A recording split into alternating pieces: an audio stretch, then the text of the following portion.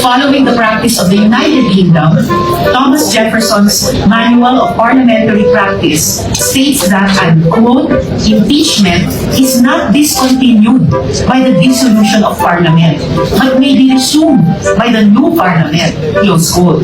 The U.S. Congress, na binanggit ng Majority Leader, ng Minority Leader at ng Senate President, the U.S. Congress has observed this for over 200 years. Binanggit ng Majority Leader, ng Minority Leader, at pati ng Senate President na following yung...